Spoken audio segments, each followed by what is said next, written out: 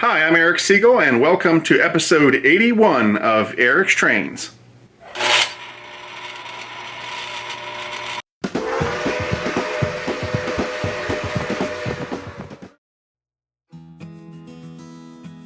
Hi folks, I hope everybody is staying safe and healthy during the great 2020 pandemic lockdown that we're in the midst of. Hopefully it won't last too much longer, but I, for one, would rather be safe than sorry, and I'd rather maintain the social distancing and so forth as long as is necessary to make sure that everyone is relatively safe and healthy for the long term. Now, you may have noticed that I'm wearing the Eric's Trains 2020 Lockdown t-shirt. I showed these during my last live show. I had 12 of them made, yeah, only 12. I've given away 4 so far. Now, I'm going to be selling 6 of them on my online store at ericstrains.com/store, and they're actually on sale right now while they last. There's only 6 of them for sale. Now, the price on the shirts is a little bit higher than my other t-shirts. They're at $30, but the good news is that 100% of the proceeds are going to be donated to the Red Cross. So if I sell all 6, minus the PayPal fees and the Shopify fees and so forth, that's probably going to be about $170 donated to the Red Cross, which is not a ton, but it is something. Now, I thought of the t-shirts because I was going to donate some money to the Red Cross anyway, but then I started thinking, well, what if I sell a few t-shirts and then donate all of that money to the Red Cross, and that way the Red Cross gets the money I was going to donate in the first place, but some people also get some cool shirts. And so that's why I'm charging $30 for the shirts, because believe it or not, to get 12 shirts made in that small a quantity costs $180. So by selling 6 of them for $30 each, that allows me to make back the whole $180, and then I can donate that to the Red Cross. So if you're interested in picking up one of the very few lockdown shirts that I have while they last, check out the Eric's Trains online store at ericstrains.com/store.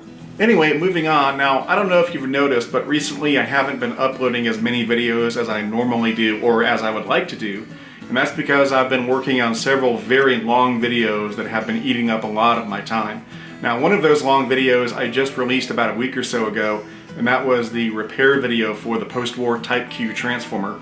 And fortunately, that video proved to be very popular, and so I'm happy to announce that I'll be doing more of those types of videos in the future. In fact, later in this video, I'll show you the subject for the next repair video. I'm going to start filming that video very soon, probably tomorrow, in fact.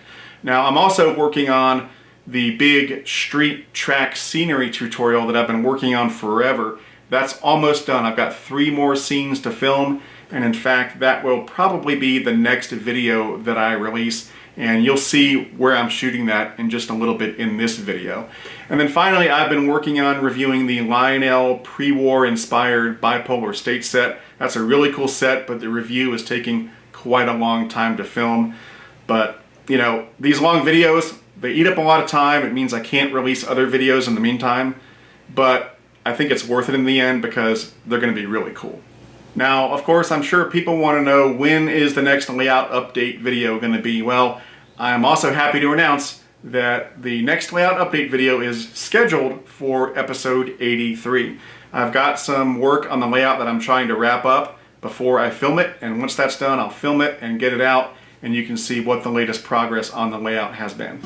So in the meantime, I'm here in my garage workshop where I've been spending an increasing amount of time lately because, the layout takes up my entire basement. So at this point, there's no more room for any sort of workshop type activities. And so for that reason, all of my train tools and other tools have been slowly migrating up here over time. And it's actually getting kind of crowded now. The pegboard and the workbench are sort of overflowing, and I've actually got some expansion plans in the works that I'll talk about a little bit later. And I've also been shooting a lot of videos up here because the tables and workbenches are great for shooting demos and tutorials and repair videos and some product reviews as well. And since a lot of the longer videos I'm shooting now are repair videos and stuff like that, I've been filming them up here and therefore spending a lot of time here in the workshop. So what I want to start off with today is showing you some new arrivals, both some tools and some train stuff that has arrived recently. And then I also want to sort of take you on a tour of the workshop and show you some of the tools that I have Now most of these tools are nothing special, it's stuff that everybody has or should have, but I just thought some of you might like to see the kind of tools that I have for working on trains and so forth. So first up, I'll show you some of the new tools and hardware that I've got. I picked up a bunch of new pegboard attachments to help get stuff off the workbench and onto the pegboard. So this is for hanging various tools. This is for screwdrivers and stuff like that. I got this for a very specific purpose, which will be clear in just a minute. And then I got a bunch of these. I like these a lot. These are perfect for just hanging random stuff on the pegboard, like rolls of tape and tubing and clamps and stuff like that. So I got a whole bunch of these in different lengths. Also got a couple of the double ones. So yeah, I'll probably install these right after this video is finished. I also got a new wire stripper tool. I had one of these things for many, many years. It wasn't this exact brand. It was the Kronos brand that Radio Shack used to sell, but it looked exactly like this. In fact, they're probably made in the same factory. But the original one that I had, eventually this piece broke off, and that was about a year ago, and I had to throw it out. So I finally got a replacement. These things are great. The way they work is that you take your wire and you stick it in there like that, and just like that, you got a stripped wire. And it's got two adjustments. This adjusts the length of the stripped wire. You can go from 1/4 inch to 3/4 of an inch. And this adjusts the tension on the holding piece that holds the wire in place. And then it's also got a wire cutter down here, like that. And it's got a few crimping tools as well. So these things are great.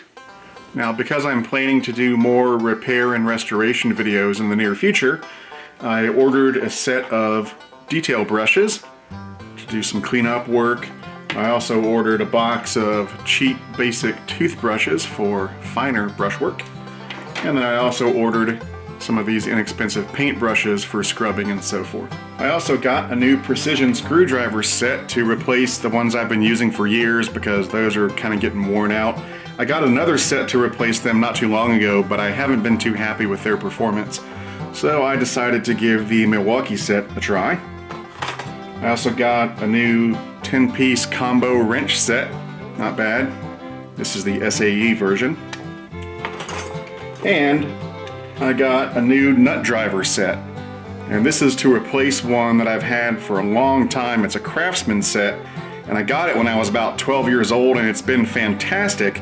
But unfortunately, over the years, most of them have gone missing at one point or another, so I finally got a replacement set. And so that's one of the reasons why I got this thing, is to hold the new nut drivers. Now there's 7 nut drivers in the set, and there's only 6 holders on this. And so I also picked up a single holder to go next to it to hold all 7 drivers. I also picked up this micro nut driver not too long ago, and this is for working on things that are a little bit too small for the standard nut drivers. The thing that comes to mind right away are the nuts that are on the wheels of post-war locomotives. This is perfect for that. And then finally, I picked up a couple new wire brushes for my Dremel tools to replace the ones that I have that are wearing out. I also need to pick up some nylon brush attachments, but they didn't have any of those at the Home Depot when I was over there the other day, so I'll have to order those on Amazon or something. And just in case you don't know, the metal and nylon brush pieces for the Dremel tool are lifesavers when you're working on old trains. Oh, what do you know? The UPS guy just showed up a couple minutes ago and dropped off something else. These are some new soft mounts for my vise, and I'll show you how these work when I show you my tools in just a little bit.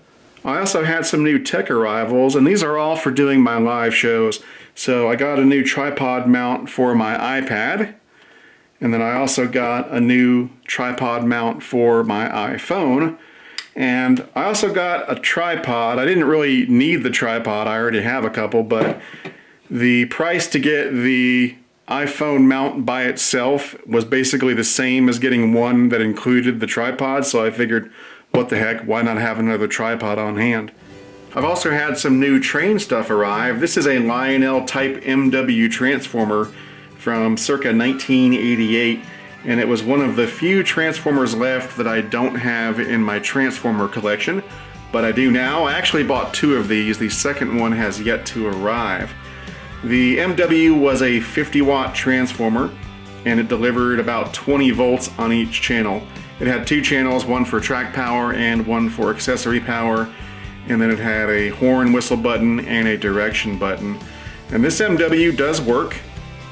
It's in perfect working order.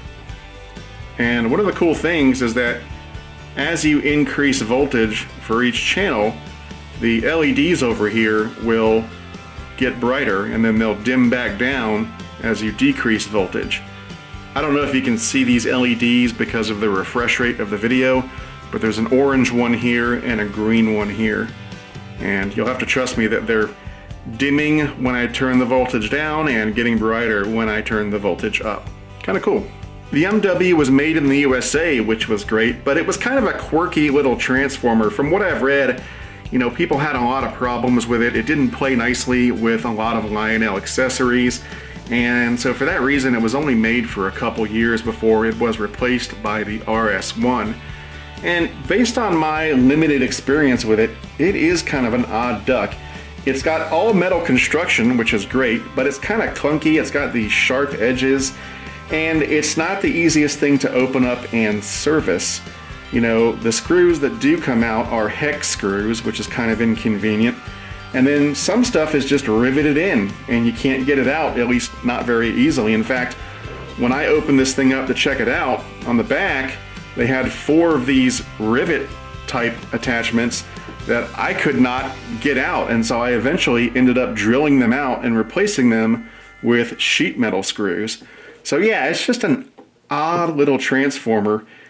And it's got another weird quirk I noticed. If you turn the power off and turn it back on really quickly, you get no power on the accessory or the track channel. But if you turn it off and you wait about 5 seconds or so, then it comes back on. And again, I'm not sure if you can see, but the accessory and the track LEDs are back on. So yeah, and from what I've read and I've talked to a few people, that feature is not specific to this unit. It happened on all the MWs, because when I first saw it, I thought, well, maybe it's a bad component like a capacitor or something. But no, that happened on all the MWs. Very weird. You turn it off and on real quick, no power, you turn it off and you wait.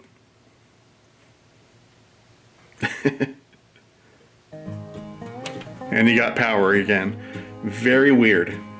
Now, as I said, the MW was only out for a couple years before it was replaced by the RS1, and so here's an RS1 from my collection, and it's kind of cool to see them side by side because you can see how this evolved into this. You know, the RS1 is very similar to the MW in both form and function, but it's just more evolved. It's more streamlined and elegant, and you don't have this clunky metal setup with the sharp edges and so forth. From what I've read, the RS1 had a much better reception than the MW because it was also more evolved on the inside, and apparently they had fixed some of the problems that the MW had by the time the RS1 came out. But in many ways, these two are still very similar. Just like the MW, the RS1 was made in the USA. It was 50 watts and you got about 20 volts per channel. And just like on the MW, these power LEDs over here would brighten as you increase the voltage and dim back down as you decreased the voltage. Now you'll notice that in addition to the horn/whistle button and the direction button that the MW has, the RS1 also has a bell button, and that's an important evolution as well. The RS in RS1, I believe, stands for rail sounds, and that would make sense because right at the time the RS1 was coming out was when Lionel was debuting their first digital rail sounds equipped locomotives. And so you had to have a transformer that could take advantage of that. And so if you got an RS1, now you could blow the horn or whistle and sound the bell on your brand new rail sounds equipped locomotive. But of course, the coolest difference between these two is the much improved throttle controls. These things just look and feel great. And not only do they look really cool, but you can see how the throttles were evolving into what would eventually become the really cool looking throttles on the Lionel TMCC Cab 1 and Legacy Cab 2. Anyway, so as many of you know, for years I've been talking about doing a series of videos about the history of these transformers, and not just Lionel, but also American Flyer and Marks and so forth. And so you can kind of see that I'm gearing up for that as I start to fill in some of the gaps. And even though the MW is not a very beloved transformer, it's still an important part of the timeline, and so that's why I'm glad I finally picked one up. I also picked up some new O-scale signs. I got some stop signs and some crossing signs. The stop signs came from eBay. The seller's name was Radiation Biology. Kind of a weird seller's name. And these are just homemade stop signs. They're not perfect, but they look okay. And then the crossing signs are made by Tichy Train Group. And there's 8 signs per package. And there's his website, tichytraingroup.com. And they're pretty nice. So I got 8 signs per package, 3 packages, 24 crossing signs, and 4 stop signs for right now. And I'm sure these signs will figure into episode 83 when I do the layout update. I also got some more pieces of Menards O-gauge track. I already had some of their track. In fact, the test track here on the workbench is Menards Track, but I wanted to get some curves so that I could make a loop of track on my test table here in the workshop. So I got 12 curved pieces, which makes a circle, and then I picked up 4 more straight pieces. And these curves are 042. You can get anything from 031 to 096 with the Menards Track. And I also got these because I want to review the track system as well in a future video. And this is basically just your traditional O-gauge track like Lionel used to make, that snaps together like that with the pins. Pretty simple. And it's the most realistic track system ever. This is the most absolute realistic track system ever made in the history of model railroading. And lastly, we've got a package from JV Digital Engineering, and this has to do with the repair and restoration videos that I'll be doing in the future. So I'm going to be doing some repair and restoration of some old locomotives, and I'll show you one of those locomotives in just a minute. But on the old post-war locomotives, you had those electromechanical E-units, and the electromechanical E-units were great when they worked right, but at best they were noisy, and at worst they were noisy and they didn't work right. So what I've got here are some electrical E-units that are meant to replace the traditional E-unit. And these were made by JV Digital Engineering. I bought these on eBay. I think they were about 35 or 40 bucks a piece. And that's what it looks like. And so what I'm going to do is when I fix up the old post-war engines, if there's room inside, I will replace the traditional electromechanical E-unit with one of these. I don't think anybody would argue that an old-fashioned electromechanical E-unit is better than one of these modern electric E-units. So that's what I'll be doing. I'll be swapping these out if there's room. That's the key phrase, because depending on which locomotive you're working on, there may or may not be room for one of these. But yeah, so I got these on eBay, about 35, 40 bucks a piece, and they're made by JV Engineering. I know there's some other brands out there as well. I believe Dali makes one too. I might try one of those at some point, but this is what I've got right now. Alright, now let's talk about some upcoming videos. Like I said, I'm going to be doing some more repair/restoration videos in the future. And I was thinking about doing one on this Lionel 2025, on getting it up and running again. But I'm going to have to put that off till later because this one needs some parts that I have to order. It's missing some of the smoke unit parts and so forth. So the 2025 here will have to wait. The first locomotive we're going to be working with to get back into perfect working order is this Lionel 224, and this is from 1946. And it's in pretty good shape. It's not missing any parts, nothing's damaged. It just needs a good cleaning, lubrication, and maybe needs the E in it to be replaced or fixed. Other than that, it's in pretty good shape, and we'll be doing a rehab on the whistle and the tender as well. So that should be fun. And then after that, I'll likely be doing a video on fixing up this post-war Baby Ruth boxcar. Again, in pretty decent shape, it just needs a good cleaning, really. And it should be as good as new. And then, lastly, I'll also be doing a video on this thing, which you've already seen at the beginning of the video, which is the number 45, yeah, the 45 Gateman. And again, this is working pretty well. It just needs a good tune-up and a good cleaning, as you can see. So all of these should be fun repair restoration videos in the near future. I'm also very close to wrapping up this video. In fact, it'll probably be the next video after this one. And of course, this is the long-awaited street tutorial, how I make my streets. And I not only did a tutorial on the streets, but I did the whole thing. The track, the streets, the scenery, everything. And like I said, it's very close to being done, probably a matter of days. All right, we are past the 20-minute mark now, so I think what I'll do is end this episode here and then roll the rest up into episode 82. So in episode 82, I'll take you on a tour of some of the tools that I use to work on trains and so forth, and we'll also talk about the upcoming workbench expansion project. And you know, I think I might make a video where I actually show you how I build my workbenches, because I'm going to have to build a new workbench for the expansion, and I thought some of you might like to see how that's done, or at least how I do it.